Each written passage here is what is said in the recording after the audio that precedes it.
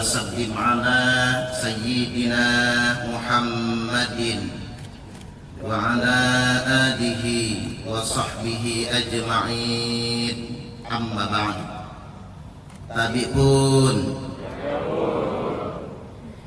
yang saya hormati Bapak Wakapolda, Bapak Brigjen Pol Dr. Andes Subianto, segenap pejabat Polda Lampung, Bapak-bapak dan ibu-ibu rahimakumullah. Pagi ini saya diamanahi Pak Wakapolda untuk menyampaikan wawasan kebangsaan. Ini menjadi penting untuk disampaikan karena dihubungkan belakangan ini banyak sekali paham-paham yang mengarah kepada radikal, kemudian menjadi radikalisme, sampai kepada tindakan terorisme yang mengatasnamakan agama. Di awal hendak saya katakan, agama itu seperti air mengalir, di hulunya suci, tapi begitu semakin ke hilir dia mulai tercemar. Coba kita perhatikan, yang kita tinggal di gunung dekat dengan mata air, airnya segar, bercampur batu. Tapi begitu sudah sampai ke hilir, apalagi ke muara, airnya menjadi keruh. Sama dengan beragama. Agama ini, agama manapun, dari hulunya suci, tetapi menjadi tercemar ketika sudah sampai ke hilir. Nah, siapa yang mencemari agama ini? Yakni pelaku beragama itu sendiri. Mengapa demikian? Ini sangat mungkin karena intervensi hawa nafsu. Jadi saya ingin katakan di awal kepada Bapak Ibu, tidak semua orang yang bicara agama itu persis dengan maunya agama. Tidak semua orang bicara Al-Quran itu sesuai dengan maunya Allah yang mewahyukan Al-Quran. Betapa banyak orang karena faktor hawa nafsu menafsirkan Al-Quran, menafsirkan hadis, atau menafsirkan pemahaman keagamaan sesuai dengan hawa nafsunya. Wa ma yantiqu 'anil hawa.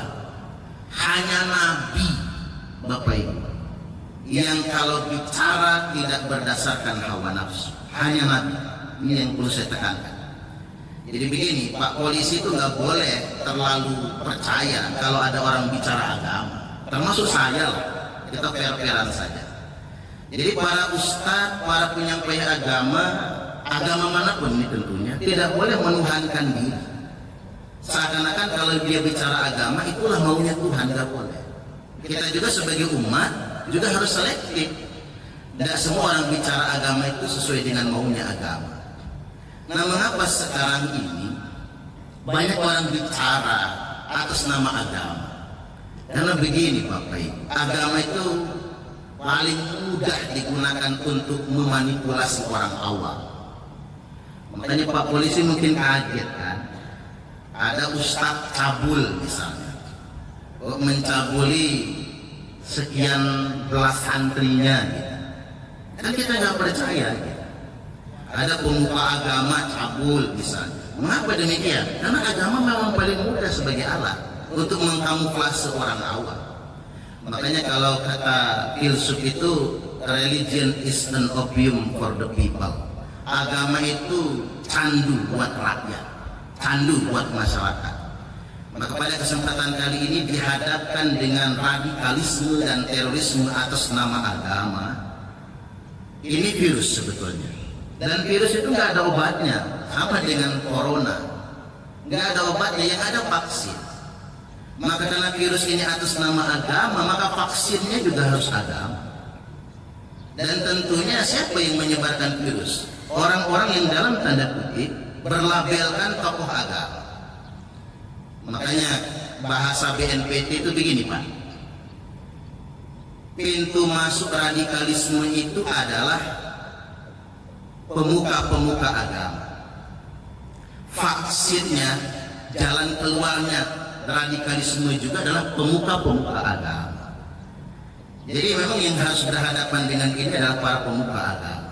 Makanya Nabi bersabda, nanti di akhir zaman kata Nabi, la ya'rifunal ulama'a illa bitaubin hasan. Nanti di akhir zaman orang tidak kenal ulama kecuali cuman karena pakaiannya saja. Pokoknya udah pakai udang-udang, udah pakai jubah gitu Pak, janggutnya sampai udel misalnya, ulama misalnya. Jadi ulama itu digunakan alat sebagai kamuflase bagi orang awam. Ini kata Nabi. Jadi agar kita nggak tertipu, di awal ingin saya tegaskan di situ dulu. Jadi jangan sampai dikredit bela ulama, ini bela ulama misalnya Pak. Ulama dijadikan alat sedemikian rupa. Begitu arogannya kata ulama itu. Padahal annal ulama'a warasatul anbiya. Ulama itu pewaris para nabi. Jadi dia harus punya kredibilitas sebagaimana kredibilitasnya nabi. Oh ada di Indonesia ini orang katanya ngaku ulama, akhlaknya nggak bagus, kerjanya nyaci maki, ceramahnya nantang-nantang, mengajak masyarakat melawan pemerintah, tapi banyak penggemarnya. Ini pikir saya, ada apa dengan umat di Indonesia ini? Ada masalah apa dengan umat Islam ini sebetulnya? Ini hati-hati sekali bagi kita semua. Balik lagi saya ingin tegaskan, Nabi mengingatkan, innakum asbahtum fi zamanin, sesungguhnya kalian semua kata Nabi zaman sekarang, itu zaman Nabi nyebutnya, karena di hadapan Nabi sahabat, zaman sahabat, tabi'in dan tabi'ut tabi'in, 3 generasi emas. Sebagian ulama mengatakan 3 generasi emas itu 3 abad di awal Islam. Dan Islam ini sudah 14 abad nih Pak. Jadi 3 abad di awalnya itu. Sesungguhnya kalian kata Nabi di zaman saat ini ada di suatu zaman di mana kathirin fuqaha'uhu wa qalilin khutaba'uhu. Kalian sedang ada di zaman di mana banyak sekali ulamanya, banyak sekali pakar agamanya, tapi sedikit sekali tukang ceramah. Zaman dulu tuh nggak ada tukang ceramah Pak, zaman Nabi. Ya Nabi aja yang menyampaikan. Zaman tabi'in juga begitu, ulama banyak, tapi ahli pidato biasa saja.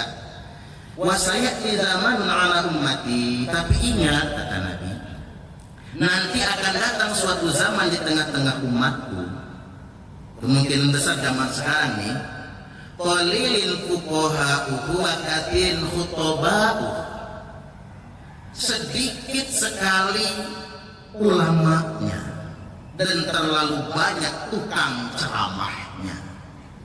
Jadi yang harus kita sadari pertama Bapak Ibu, sekarang ini nih, zaman yang banyak itu bukan ulama, yang banyak itu tukang ceramah.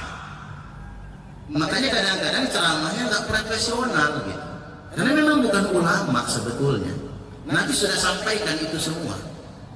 Kalau pakai kriteria ulama itu berat Bapak Ibu, mungkin baru bisa disebut ulama itu kayak Gus Baha, Kiai Haji Bahauddin Nur Salim. Kalau yang belum kayak beliau kayaknya belum juga lah kayaknya. Itu tukang ceramah. Nah, kalau jadi tukang ceramah juga gampang Pak. Yang penting hafal 1-2 ayat hadis, bisa ngelucu, jadi penceramah. Jadi penceramah itu gampang. Bapak polisi juga bisa lah jadi penceramah. Apa tukang ceramah juga mesti didengarkan dakwahnya? Iya dong. Kita kan punya pepatah, walaupun keluar dari buntut ayam, selama itu telur ambil. Tapi walaupun keluar dari buntut sahrino, kalau kuning-kuning jangan Pak. Itu bukan emas soalnya. Ini perumpamaannya kan begitu. Jadi siapapun bicara, kalau dia bicara kebaikan ya kita ambil, siapapun dia. Hanya saja kalau ngajarin salah, ngajarin ngelawan negara, itu nggak benar yang sedemikian rupa. Baik, ini poin pertama. Poin yang kedua yang hendak saya sampaikan, terus kita mau berpihak kemana menurut hukum agama? Nabi itu sudah mendapatkan kabar kalau bakal ada nih orang-orang memanfaatkan agama untuk gonjang-ganjing. Apalagi Suriah dan Irak itu Pak, Nabi itu pernah berdoa lama sambil menangis, Allahumma rahamna fi sya'mina, ya Allah rahmatilah sam kami, rahmatilah sam kami. Sahabat bertanya, ada apa ya Rasul?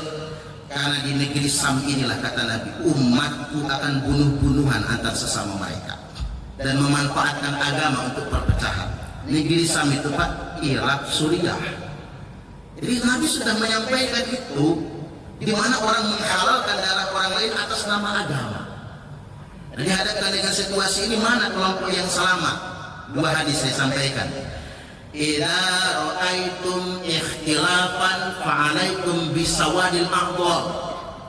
Kalau kalian semua melihat perselisihan yang banyak, pertentangan yang banyak, benturan yang banyak di tengah-tengah umatku, kata Nabi, fa'alaikum bisawadil aqdar, maka wajib bagi kalian semua berpihak kepada kelompok yang paling mayoritas di tengah-tengah umatku.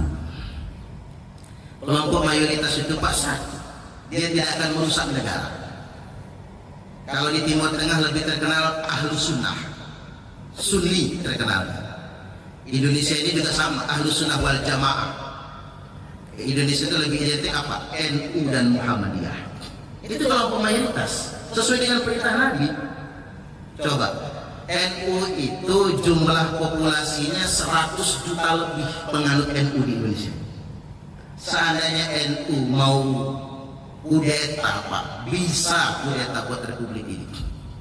Tapi NU dan Muhammadiyah terbukti menjaga negara kesatuan Republik Indonesia. Ini kelompok mayoritas soalnya. Jadi Timur Tengah itu juga begitu, kelompok mayoritas. Makanya Mesir itu selamat karena kelompok mayoritas moderat itu yang menguasai negara. Coba kalau bukan kelompok mayoritas moderat yang menguasai negara, apa jadinya? Jadi maksud saya begini Pak Polisi, kalau ngaji itu gak usah aneh-aneh, gak usah nonton-nonton di YouTube ini orang-orang apa ya, kok aneh, udah gak usah ditonton.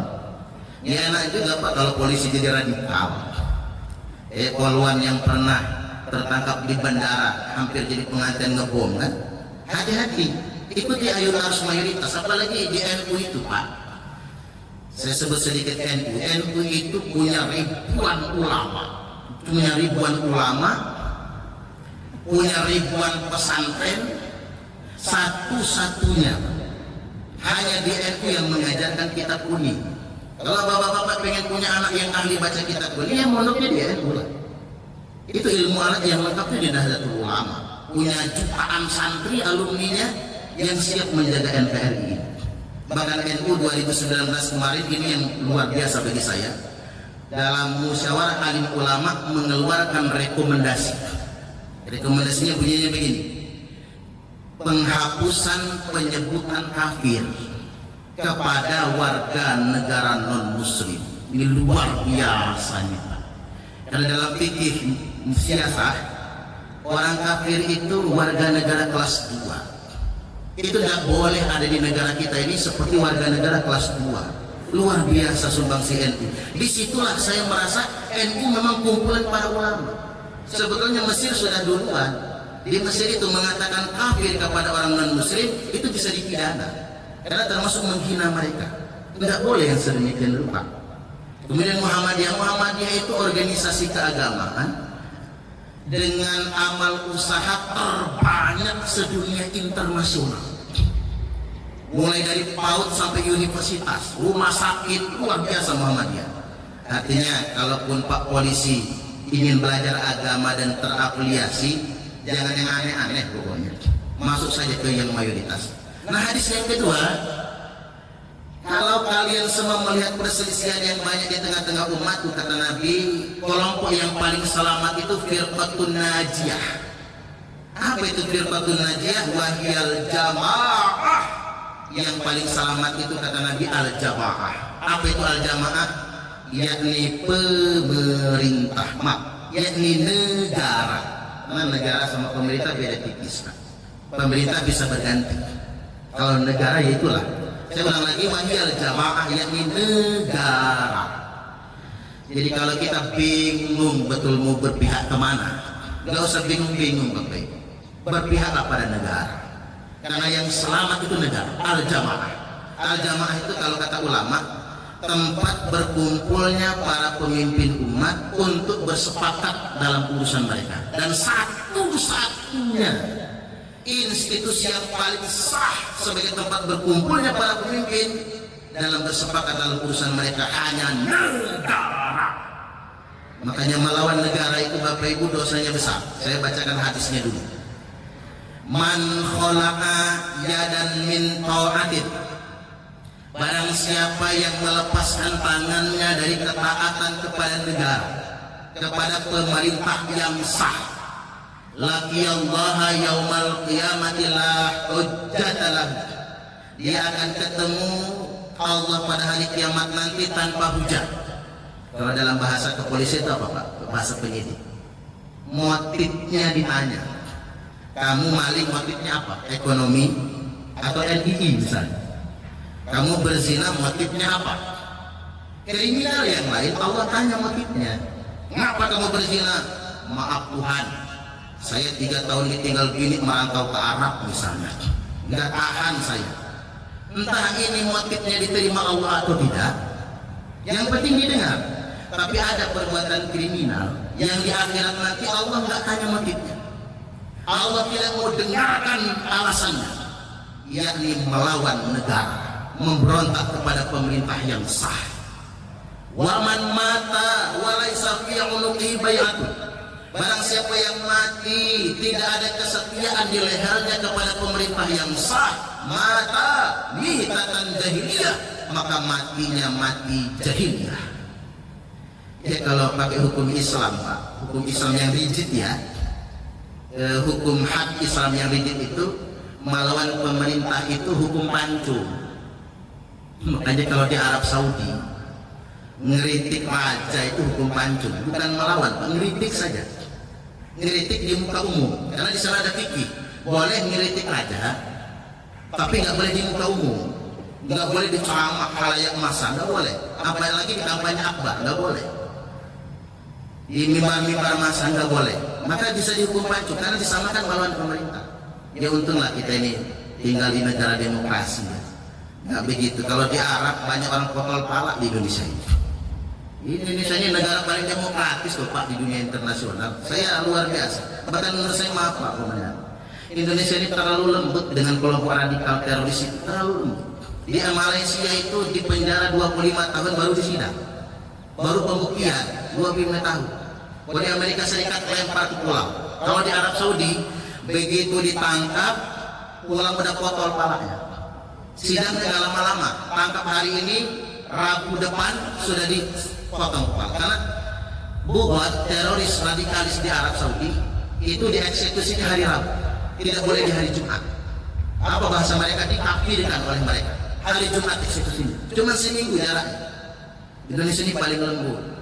Malah terduga itu, terduga terpidana, tersangka terpidana itu enak. Keluarganya dikunjungi sama petugas, anaknya sekolah disekolahkan, keluar dari penjara. Subhanallah. Saya dapat informasi dari Intelkam itu. Ada yang dimodali bikin warung soko 30 juta, dimodali beli mesin bubut 200 juta. Subhanallah. Enak juga jadi teroris ya Pak ya. Coba yang begal-begal itu kan, pulang dari penjara dimodalin semua misalnya. Artinya memang sok banget ya. Kita ini lembut banget. Negara yang paling bermartabat memperlakukan mereka semua.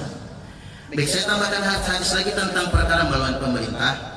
Man mata wa huwa mufariqul lil jamaah, barang siapa yang mati dalam keadaan memisahkan diri dari al-jamaah. Apa al-jamaah? Negara.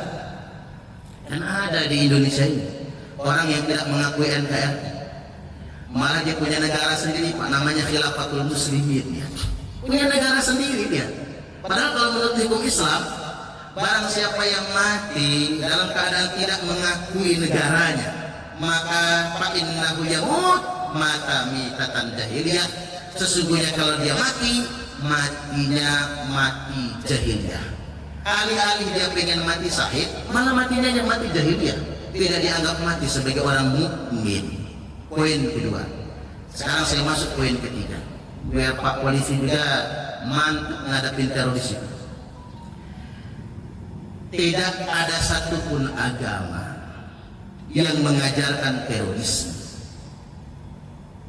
tetapi bahwasanya pelaku-pelaku teroris melakukan aksinya mengatasnamakan iya, karena terorisme itu dibangun berdasarkan distorsi dan manipulasi ajaran agama.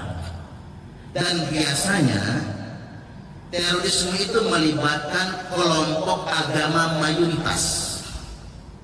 Ini saya pakai bahasa BNPT ya Pak, bukan bahasa saya, ini bahasa BNPT.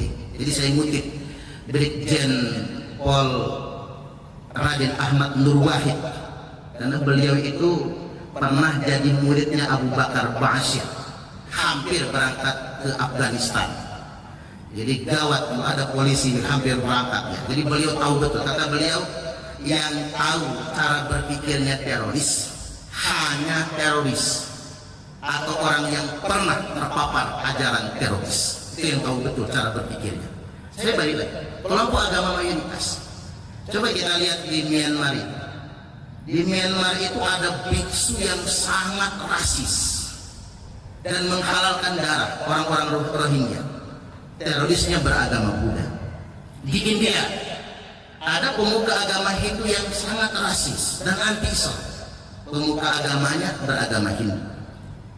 Kemudian yang berikutnya, penyerangan, penembakan jamaah yang sedang sholat di masjid di New Zealand. Pelakunya beragama Kristen, orang Australia. Di Papua, masjid dibakar, pelakunya beragama Kristen. Karena melibatkan masyarakat yang mayoritas.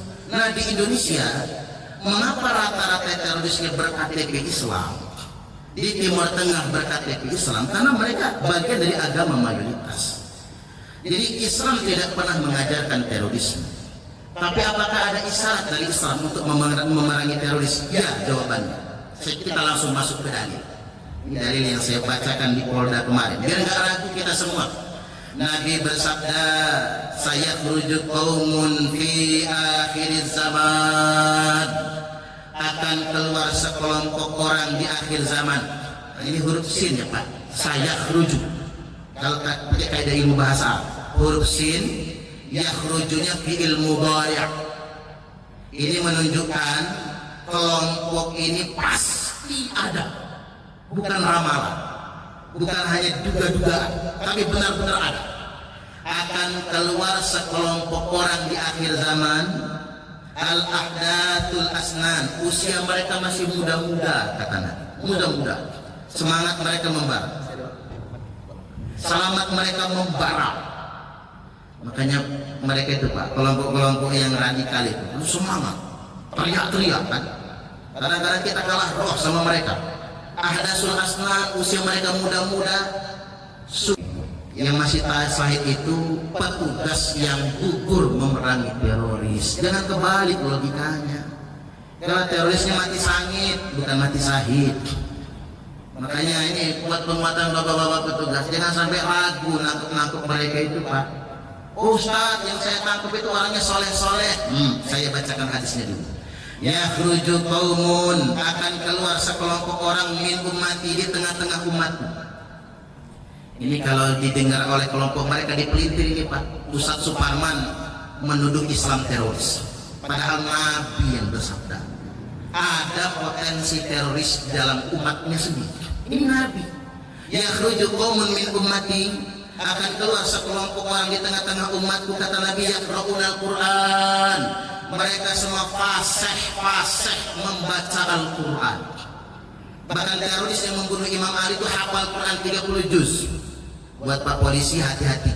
Saya tahu lah banyak polisi yang soleh Pak, yang pengen betul anaknya hafal Quran. Tapi tolong Pak, selektif milih rumah tahfiz. Hati-hati milih pondok pesantren. Nanti anaknya begitu pulang mondok, hormat bendera haram, nyanyi lagu Indonesia Raya haram, pemerintah togut, nah bahaya itu. Apa jadinya negara kita ini? Jadi mereka itu fasih-fasih membaca Al-Quran, laisa qira'atukum ila qira'atihim bisyai', di mana bacaan Quran kalian tidak ada apa-apanya dibandingkan dengan bacaan Quran mereka. Enggak ada apa-apanya kita, Pak. Saya tanya petugas, itu mereka yang masuk penjara ditangkap terduga teror itu apa yang mereka kerjakan? Begitu masuk sel langsung baca Quran. Kita mau kadang-kadang belum sempat baca Quran, Pak, malah sibuk WhatsAppan, Facebookan, kan begitu. Mereka langsung baca Quran. Dan kalau kita digeledah rumah-rumah mereka, TV aja nggak ada, TV aja nggak ada. Kita mah masih lah nonton sinetron, Suara Hati Istri, ibu-ibu, kan begitu. Kian Santang misalnya, Pak, masih, kalau mereka nggak pernah. Jadi saking mereka tuh tampak sangat soleh. Laisa qira'atukum ila qira'atihim bisyai', di mana kata Nabi bacaan Quran kalian tidak ada apa-apanya dibandingkan dengan bacaan Quran mereka. Wala salatukum ila salatihim bisyai', salat kalian tidak ada apa-apanya dibandingkan dengan salat mereka. Wala siyamukum ila siyamihim bisyai', puasa kalian tidak ada apa-apanya dibandingkan dengan puasa mereka.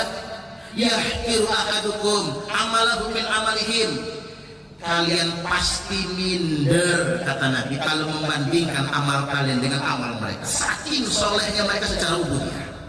Tapi jangan ragu, kata Nabi, fa idza kharaju faqtuluhum, apabila kelompok itu sudah keluar, kata Nabi, perangi mereka.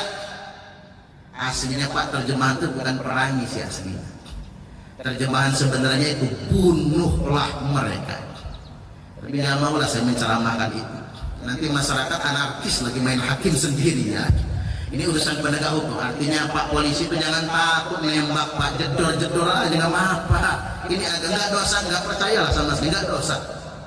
Bisa kita nanti kapan-kapan dipatwakan dulu oleh MUI itu ya. Densus nembak itu nggak dosa. Ini perintah Nabi loh. Dan diulang 3 kali. Nabi itu punya gelar apa? Jawamiul Kalim.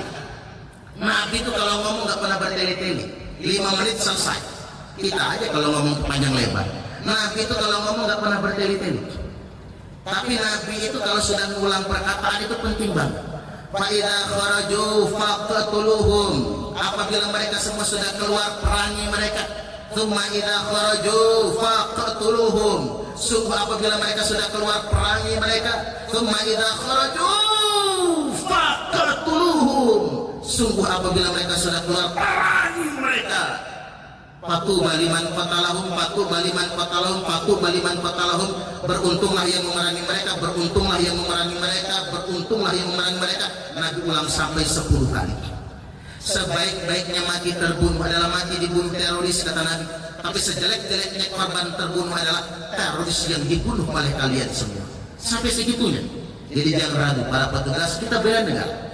Baik, satu lagi terakhir. Mereka mendistorsi ajaran agama. Salah satu yang mereka distorsi adalah khilafah. Nah, ini khilafah nih. Banyak betul aliran-aliran khilafah itu. Ada istilah proxy war.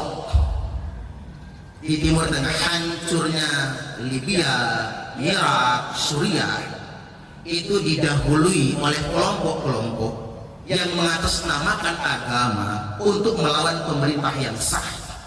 Dan kelompok-kelompok itu selalu mengatasnamakan ingin mendirikan daulah dan ingin mendirikan khilafah. Saya kasih jawaban. Tidak ada satu pun dalil di dalam Quran hadis yang memerintahkan menegakkan khilafah. Nanti bisa di-searching di YouTube saya ya Pak, tentang nas khilafah. Itu saya jelaskan secara mendetil. Ya itu nambah viewersnya ya Pak, sama subscribe-nya. Jadi bisa dibaca, ditonton di situ. Tidak ada dalilnya satu pun. Jadi kita ini sedang dibohongi. Ada apa dengan umat muslim di Indonesia ini? Kok mau dibohongi oleh pengasong-pengasong khilafah? Nggak ada perintahnya sama sekali. Jadi kalau orang menegakkan khilafah nggak ada pahalanya. Tapi perintah sholat subuh jelas, mendirikan sholat jelas, sedekah itu jelas. Bahkan kita ini bela negara jelas betul kan, man qutila duna malihi fahuwa syahid, yang mati karena membela harta mati syahid. Man qutila duna ahlihi fahuwa syahid, yang mati karena membela keluarga mati syahid. Apalagi mati membela negara, itu matinya mati syahid. Dan Nabi bersabda, al khilafatu fi ummati 30 sanah. Khilafah di tengah-tengah umatku cuma 30 tahun. Jadi jangan mau ditipu kita. Cuma 30 tahun. Itu mulkun, habis itu kerajaan, kata Nabi. Dan pemerintahan yang berikutnya. Abu Bakar 2 tahun, Umar 10 tahun, 12 tahun totalnya, Utsman 12 tahun jadi 24, Ali 6 tahun, pas 30 tahun. Nggak ada lagi kekhilafan setelah itu semua. Kemudian yang berikutnya, mereka mengkamuflase kita dengan bendera hitam, menyebutnya bendera tauhid. Ya sempat isu ya Pak di momen-momen politik tahun-tahun yang lalu di Jawa ya, tentang bendera hitam sampai ke Lampung sebagainya. Ada hadis tentang bendera hitam.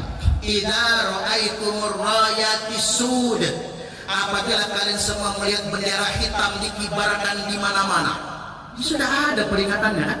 Kalian melihat bendera hitam dikibarkan, falzamul arda wala tu'arriku aydiyakum wala arjulakum, tetaplah di bumi kalian masing-masing, jangan gerakkan tangan kalian, jangan gerakkan kaki kalian, jangan ikut-ikutan mereka. Nabi tahu, sudah dapat kabar 2014 ribuan orang Indonesia berangkat ke Suriah gabung sama ISIS. Tahu, tapi mereka tuh nggak ngebaca hadis ini soalnya. Jangan gerakkan tangan kalian, jangan gerakkan kaki kalian, jangan ikut-ikutan mereka. Mereka itu kata Nabi kelompok bendera hitam palsu. Qulubuhum kazuburil hadid, hati mereka keras bagaikan batu, nggak bisa diomongin, keras sekali. La yakuna bi ahdin wala mitsaqin, mereka itu melanggar kesepakatan, melanggar perjanjian. Bahasa kitanya, mereka lah yang merusak negara. Negara adalah hasil kesepakatan, hasil perjanjian, tapi dirusak oleh mereka semua. Na'udzubillahi min dzalik. Mereka mendistorsi bendera hitam. Saya ditanya, ada nggak Ustaz bendera hitam beneran? Ada. Bukan sekarang, nanti ketika Dajjal sudah menjajah dunia internasional. Terus juga di zaman Dajjal itu negara nggak ada lagi Pak, karena terjadi kelumpuhan total. Nggak apa-apa saya ngomong agak sedikit ke atas ya.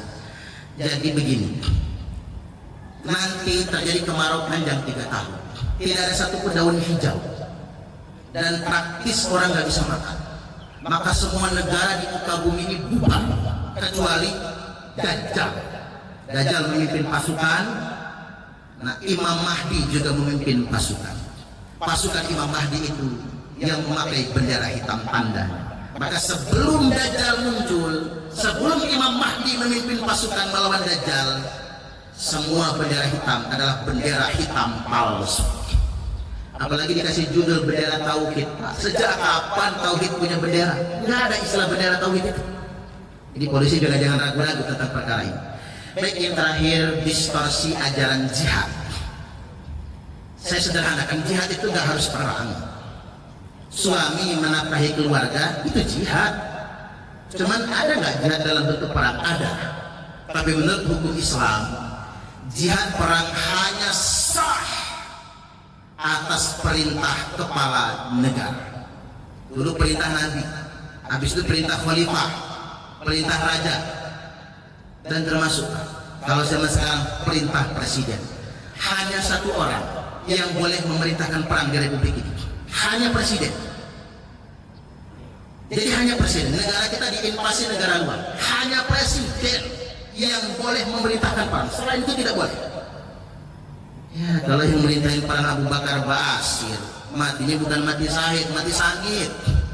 Nggak jadi yang kayak gitu, hanya presiden. Kalau presiden perintahkan tentara, TNI, Polri, komponen cadangan, semua laki-laki wajib keluar dari rumah untuk berperang, itu baru boleh kita lakukan. Selama tidak ada perintah, tidak boleh melakukan perang seperti yang mereka sampaikan tersebut. Baik, ini mungkin pembekalan pada kesempatan kali ini. Kapan-kapan kalau pengen penjelasan lebih detail, kita bisa bahas di forum-forum terbatas atau bisa tanya jawab ya Pak. Tapi yang jelas, apa yang kita lakukan membela negara NKRI harga mati, ini sudah final, ini sudah berdasarkan fatwa ulama. Jagalah negara kita sendiri, terutama bagi kaum muslimin, belajar yang benar, bersanad. Satu, fa'alaikum bisawadil azam, ikuti saja yang nasional, kelompok mayoritas. Yang kedua, fa'alaikum bil jamaah, wajib kita membela negara. Kalau kita bingung betul ingin berpihak kemana, sakit, berpihak saja kepada negara, karena yang paling selamat adalah yang membela negaranya. Demikian dari saya. kurang lebihnya mohon maaf dan kepada Allah Ta'ala mohon ampun. Wallahul muwaffiq ila aqwamit thariq. Assalamualaikum warahmatullahi wabarakatuh.